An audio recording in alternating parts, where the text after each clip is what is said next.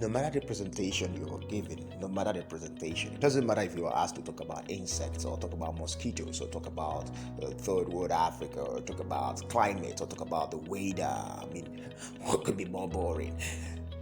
No matter the presentation, if you understand how to prepare your presentation, if you've ever been to my class, yeah, if you have, then you will know how to turn ordinary, in quotes, presentations into extraordinarily powerful presentations. I'm going to show you how to do that. You see, the problem is that people think that because something is common, that everybody knows it, and that is very wrong. Okay, let's take a topic like love, for instance. Love is a common subject. Love is in Philippine movies, Korean movies, Nigerian movies, American movies, and love is being preached by basically all the religions in the world, if I'm not wrong. So love is everywhere.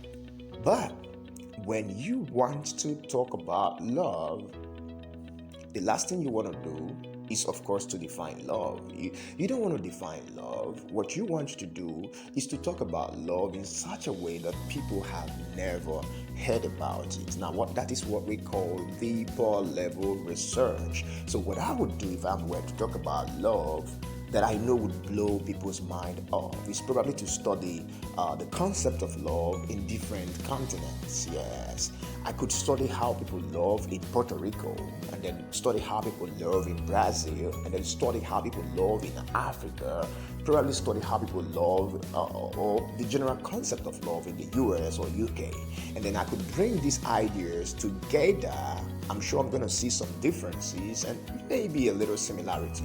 I'm going to see some crazy things by the time I begin to go through cultures and times. I'm going to find, people, a particular tribe that loves in a very strange way, right?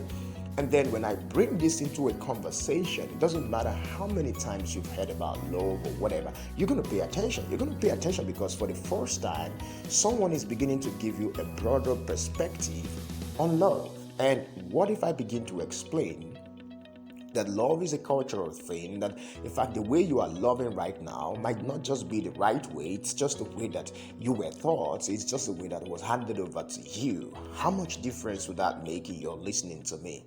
So I think why people don't make great presentation is because people pretty much make presentations like what they do after graduation. They go back to the same thing they were taught in school. They never ever begin to look at the real world application of what they learned. Because when you begin to look at the real world application, when you begin to study more deeply, take for instance, study the etymology of love. How did love start? Who coined the word? Where did it start? Where did it begin? What was their initial thoughts about love? And how has that changed since 1450?